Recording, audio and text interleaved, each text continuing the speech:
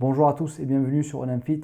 Encore une fois, aujourd'hui, nous allons parler de la génétique et cette fois-ci, nous allons essayer de comprendre avec des valeurs concrètes à quel point la génétique joue-t-elle un rôle dans le développement des capacités physiques, dans le développement de la performance et est-ce qu'on peut vraiment réussir malgré une mauvaise génétique et quels sont les caractères physiques et physiologiques principaux prédéterminés par notre génétique et qui influent énormément sur notre performance à la salle. Si vous n'avez pas vu ma première vidéo sur la diversité génétique en musculation, qui posait un peu le contexte et qui était un préambule à celle-ci, je vous invite vivement à la regarder. Elle est dans les fiches jointes à celle-ci. Je pense que vous le savez très bien, la génétique joue un rôle très important dans nos capacités physiques.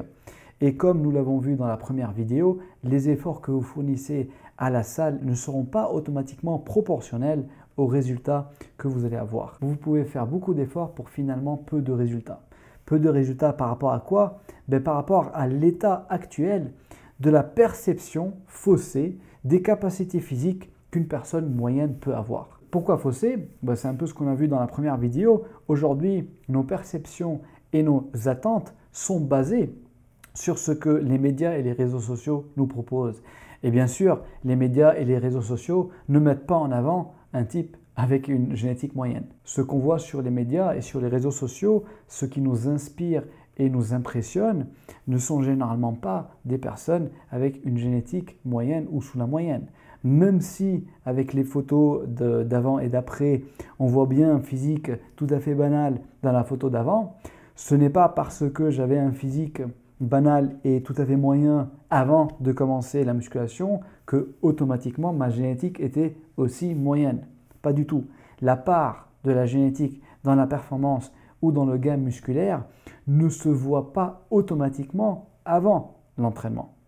D'accord? Bon, je ne vais pas revenir sur ce point, ça a déjà été abordé dans la première vidéo. Donc ce qui nous intéresse aujourd'hui dans cette vidéo, c'est la part. Quelle est la part que joue la génétique dans la pratique physique, que cela soit dans les sports de force ou dans les sports d'endurance?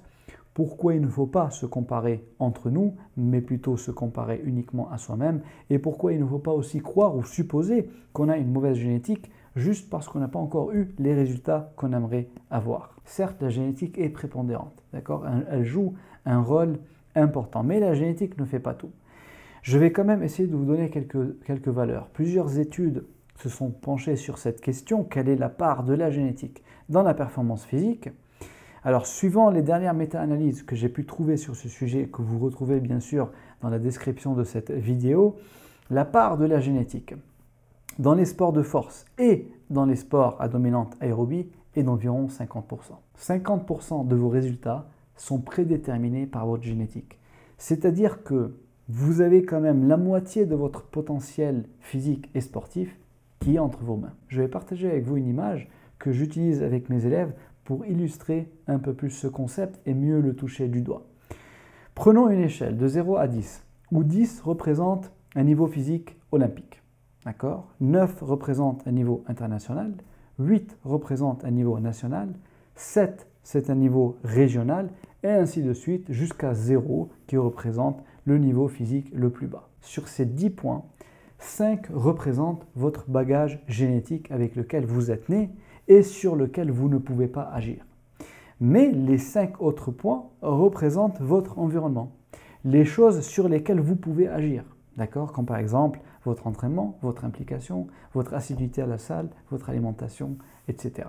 Prenons maintenant plusieurs cas de figure possibles.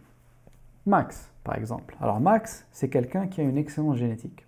D'accord? Donc on va lui donner une note de 5 sur 5 sur sa génétique. Il s'avère que Max, c'est quelqu'un aussi qui est très impliqué dans ses entraînements. Il fait tout pour réussir et donc on va aussi lui donner 5 sur 5 sur ses facteurs environnementaux. Ça nous fait un total de 10 sur 10. Max, c'est notre athlète olympique. Prenons maintenant un autre cas de figure, Victor. Alors Victor, lui, il a une génétique qui est très moyenne, même inférieure à la moyenne. On va dire qu'il est à 2 sur 5. D'accord? Mais c'est quelqu'un qui est tout aussi impliqué que Max dans son entraînement. Il donne vraiment tout pour réussir. Donc on va lui mettre 5 sur 5. Au total, ça nous fait 7 sur 10. D'accord? Donc Victor, c'est un bon sportif, il fait tout pour réussir, mais parce qu'il n'a pas la bonne génétique, il ne sera jamais un sportif de niveau olympique. A l'inverse, on a le cas de Roméo. Alors Roméo, c'est quelqu'un qui a une excellente génétique aussi, on veut lui mettre 5 sur 5, mais c'est quelqu'un qui ne prend pas vraiment son entraînement au sérieux. Il aime bien aller à la salle parce qu'il voit qu'il a des facilités et qu'il soulève souvent plus lourd que la plupart de ses copains, mais il n'est pas très assidu, il saute des séances, son hygiène de vie est très moyenne, c'est un fêtard, donc du coup il manque de sommeil, son alimentation n'est pas top non plus, c'est plutôt basé sur du fast-food. Donc sur les facteurs environnementaux, on va lui mettre 2 sur 5. Il se retrouve avec un total de 7 sur 10, exactement comme Victor. Sauf que Victor, lui, il s'arrache comme un demeuré à la salle et il a une hygiène de vie réglée au millimètre, à la militaire. Alors que Roméo, c'est plus en mode kiffe la life mon ami, hein. Il fait ce qu'il peut, il y va à la salle de temps en temps, mais bon, il n'est pas très impliqué. Malgré cela, il a le même niveau que Victor. Donc vous voyez que la vie est injuste, hein. On n'est pas tous nés égaux. Et ça, ce sont des cas de figure, bon, c'est un peu à titre illustratif bien sûr, mais ce sont des cas de figure qui reflètent des choses qu'on remarque et qu'on voit et qui existent dans la vie réelle. Alors on va s'amuser un peu, vous pouvez me dire dans les commentaires où est-ce que vous vous situez, d'accord? Quelle est votre note génétique, environnementale, votre note totale et où est-ce que vous vous situez dans votre niveau? Personnellement, si je joue à ce jeu, je mettrais une génétique vraiment très moyenne, d'accord? Environ 2,5 sur 5. Mon implication dans mes entraînements, au jour d'aujourd'hui, n'est pas à la hauteur que j'aurais voulu, malheureusement, avec les obligations de la vie. Donc, je vais plutôt mettre 3,5 sur 5. Ça me fait un total de 6 sur 10, ce qui représente plutôt bien mon niveau actuel, d'accord? Mon niveau de performance actuel. En sachant que si j'optimise mes entraînements, si j'essaie de me rapprocher de 5 sur 5 au niveau de mes entraînements et de mon environnement, de ma diète, de mon hygiène de vie, je m'approche des 7, 7,5 sur 10, ce qui équivaut à quand j'étais au mieux dans mes performances et quand j'étais le plus impliqué dans mes entraînements, c'est-à-dire j'avais un petit niveau régional. J'espère qu'avec cette petite image, j'ai réussi à vous faire mieux comprendre, à vous faire toucher du doigt le rôle de la génétique dans la performance. Alors certains d'entre vous penseront que 50% ce n'est pas beaucoup, certains verront plutôt le verre à moitié plein et ils ont raison parce que nos croyances ont un fort impact sur notre attitude, sur nos efforts et sur notre implication. Si on part avec l'idée qu'on ne va jamais y arriver parce qu'on a une mauvaise génétique, eh bien on n'y arrivera jamais, d'accord? Ça c'est une certitude. Par contre, si on part avec l'idée qu'on va y arriver, il y a des chances qu'on y arrive. Regardez par exemple cette étude.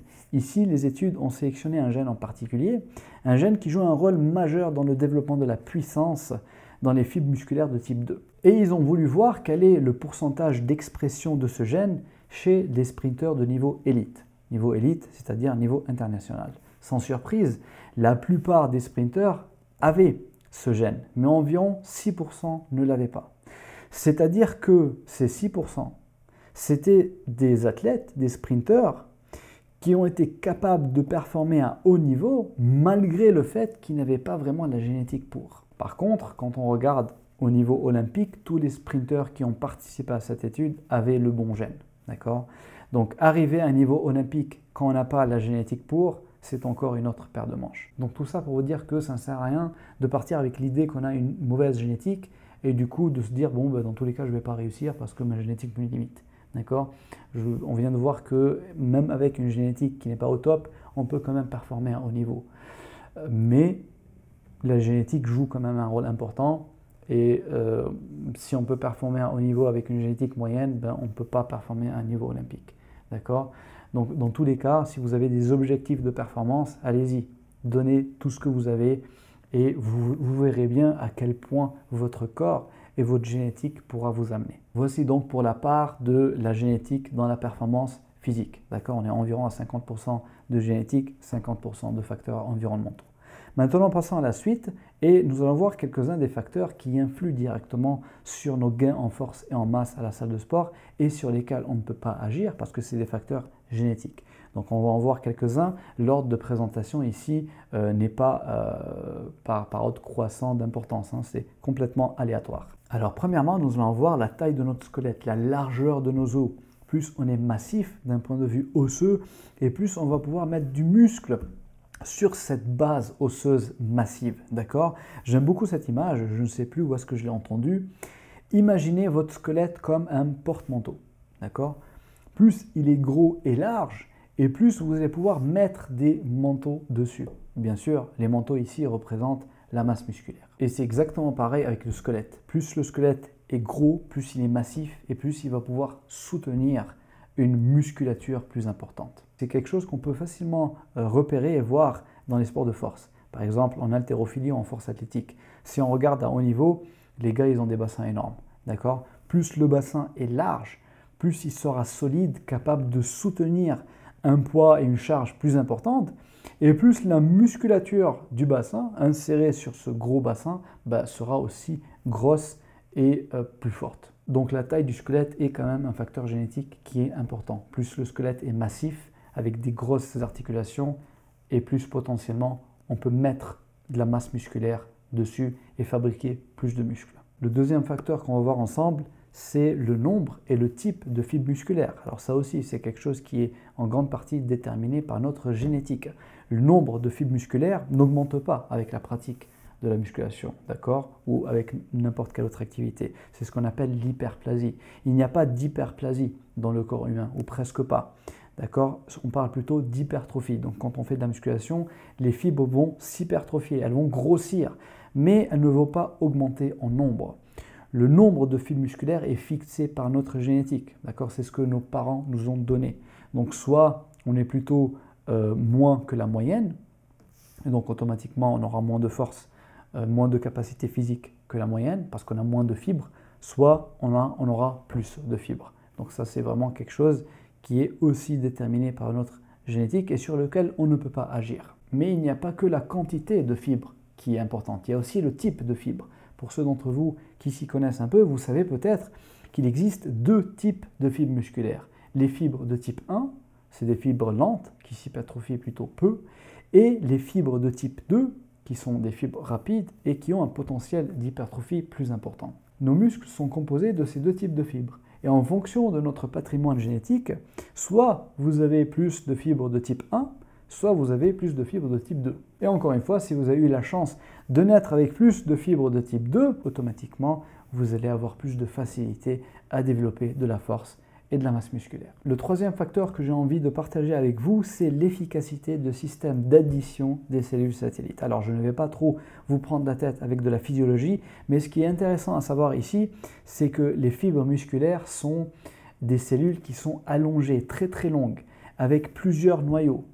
Plus la fibre s'hypertrophie, plus elle grossit, et plus elle a besoin d'augmenter le nombre de noyaux.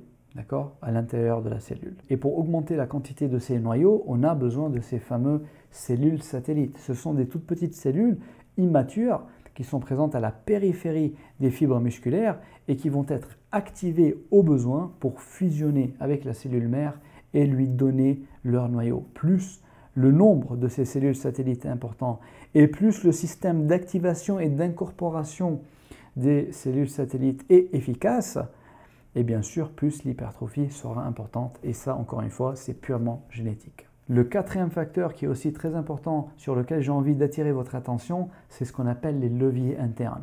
Les leviers internes, c'est l'endroit où le tendon est inséré au niveau de l'os, au niveau de l'articulation. Plus le tendon est proche de l'articulation et moins le levier sera efficace. Regardez cette étude qui a montré que le bras de levier du tendon rotulien varie entre les individus entre 4 à 6 cm. D'accord? Donc, il n'y a que 2 cm de différence. Vous allez me dire c'est peu, mais en fait non, en fait c'est énorme.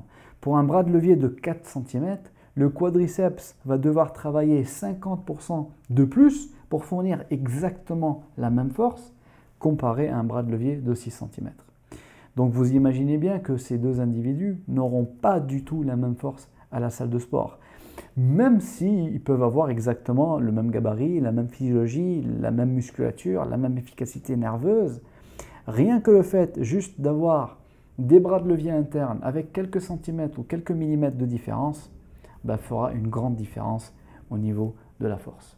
Le cinquième facteur, et le dernier qu'on va voir ensemble, c'est la résilience ou la robustesse de vos articulations. Quelqu'un avec des grosses articulations robustes pourra bien sûr s'entraîner plus dur, plus longtemps, avec une variabilité de méthodes et d'exercices plus grande. Il pourra aussi avoir une plus grande marge de manœuvre sur sa technique. Même s'il n'est pas très bien placé, il ne se blessera pas ou peu comparé à un autre individu avec des articulations plus sensibles qui doit faire beaucoup plus attention aux différentes variables de son entraînement avec une progression qui sera plus lente, peut-être des blessures qui seront plus récurrentes, etc. Plus on est sujet aux blessures et plus on sera freiné dans notre progression. Donc quelqu'un avec un système ostéo-articulaire plus résilient aura naturellement un avantage génétique. Bon, on va s'arrêter là. Il y a bien sûr plein d'autres facteurs. Ce n'est pas le but ici de tous les passer en revue. Je voulais juste vous faire toucher du doigt concrètement pourquoi nos efforts ne sont pas automatiquement proportionnels à nos résultats et pourquoi des fois on peut fournir autant d'efforts, voire même plus d'efforts que quelqu'un d'autre et avoir moins de résultats que lui. D'accord? C'est juste normal. Donc se focaliser uniquement sur les résultats peut être extrêmement démotivant pour ceux d'entre nous qui n'ont pas la chance d'avoir une bonne génétique. D'accord? Donc pour reprendre le message de ma vidéo précédente sur ce sujet, n'attachez pas beaucoup d'importance à vos résultats parce qu'ils ne sont tout simplement pas proportionnels et ne reflètent pas vos efforts et votre implication. Apprenez plutôt à apprécier le processus, à apprécier le style de vie de quelqu'un d'actif, de sportif, de prendre plaisir aux entraînements et de trouver un programme ou une activité physique dans laquelle vous pouvez réellement vous épanouir et de ne pas faire ce que vous faites uniquement pour les résultats, mais de le faire parce que vous aimez le faire. Sur ces bonnes paroles, je vous demande d'aimer et de partager cette vidéo, ça m'aide beaucoup dans le référencement sur YouTube et pour faire connaître ma chaîne. Pour ceux d'entre vous qui souhaitent valoriser mon travail, vous pouvez le faire en cliquant sur les 3 petits points en bas à droite de cette vidéo. Ensuite sur merci, vous allez avoir accès à plusieurs valeurs que vous pouvez choisir pour témoigner votre soutien à cette chaîne. Merci beaucoup à vous et je vous dis à très bientôt dans une très prochaine vidéo.